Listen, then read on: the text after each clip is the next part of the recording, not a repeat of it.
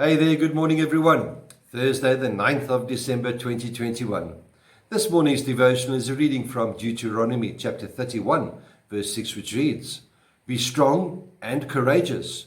Do not be afraid or terrified of them, for the Lord your God goes with you. He will never leave you nor forsake you." Life is always unpredictable and it can get downright scary at times. And so I love this saying which I stumbled upon.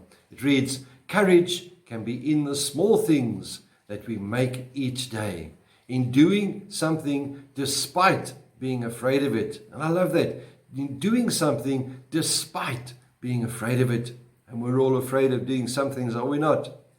Courage can be found in the small choices that we make each day. But here's the thing. We try and save that courage for what we call the big things in life. But here's the thing. We don't get courage for the big things until we have applied courage to the small things. I think we've all heard this saying or this question which reads, "How do you eat an elephant?" Well, how do you eat an elephant? I know my dad always used to tell me this when I was faced with a major task or needed some big courage. Well, the answer to that question is quite easy. The way to eat an elephant is one bite at a time. Yet, the tendency for many is to try and muster up the big courage for the big things, instead of just taking bite-sized pieces one step at a time to build our courage. Remember the story of David and Goliath in the valley of Elah? We can find that story in the first book of Samuel, chapter 17. But we know the story about that small runt who took on the big guy. Have you ever asked yourself the question, what gave David the courage to take on this giant that the whole army of Israel was terrified of? The answer, once again, is quite simple. David tells that while he was watching, looking after his father's sheep, he killed a bear and then he killed a lion.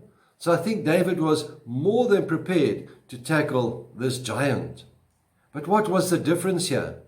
David had to have courage to take on the bear and to take on that lion before he was able to have that courage to take on the giant. My dear friends, stop waiting to build courage for the big things in life. Be courageous in the daily stuff. Be courageous in the small stuff, whatever that may be. And before you know it, you will be able to handle the big stuff without even thinking about it. It will become part of your daily activities. There you have it. So be courageous in the small stuff, and you will be surprised at how your courage helps you get you through that big stuff. May the Lord be with you. May He bless you. May He cause His face to shine upon you and be with you always. Goodbye.